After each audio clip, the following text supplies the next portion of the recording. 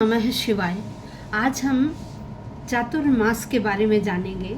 चातुर्मास का प्रारंभ आषाढ़ मास से शुरू होता है।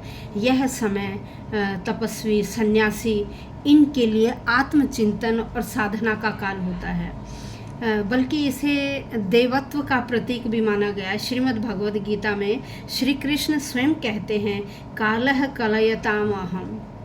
यह ग्रीष्म ऋतु का अंतिम चरण है आषाढ़ मास, और वर्षा ऋतु की पूर्व सूचना लेकर आता है।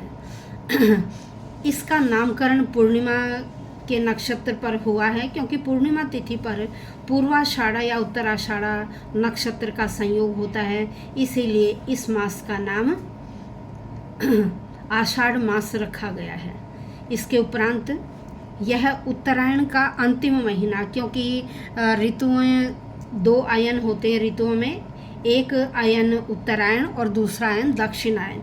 ये 6 महीने का समय होता है। 6 महीने उत्तरायण रहता है, 6 महीने दक्षिणायन रहता है। और यह जो आषाढ़ मास है यह उत्तरायण का अंतिम महीना है। इसके बाद दक्षिणायन शुरू हो जाता है। सूर्य दक्षिणायन में प्रवेश कर जाते हैं और ऋतु चक्र में वर्षा ऋतु का आरंभ होता है। आषाढ़ मास की महत्ता केवल ज्योतिष तक सीमित ही नहीं है। इसमें क्या किया जाता है, प्राचीन काल से ही गाँवों या नगरों में वर्षा का पूर्व अनुमान लगाया जाता था।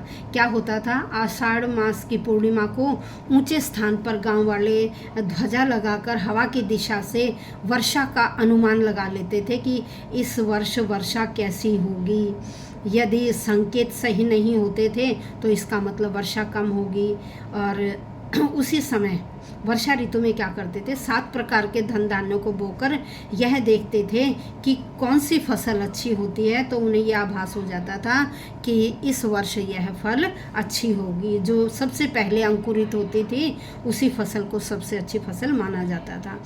धार्मिक रूप से जो ये आषाढ़ मास है ये चातुर्मास की शुरुआत का प्रतीक है। और इसमें क्या करते हैं, साधु सन्यासी एक स्थान पे रहकर वह अब बड़े अनुशासन के नियमों के साथ आत्मचिंतन और साधना करते हैं। और ये चातुर्मास का जो प्रारंभ है वो आषाढ़ शुक्ल एकादशी से शुरू होता है।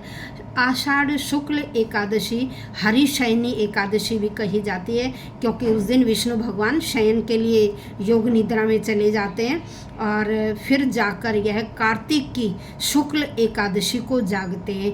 इतने समय तक विष्णु भगवान क्या करते हैं, अपना सारा राजकाज शंकर भगवान को देकर वह योग निद्रा में चले जाते हैं। तो इतने समय में शंकर भगवान इनके जो सौंपा हुआ कार्यभार है उसे संभालते हैं।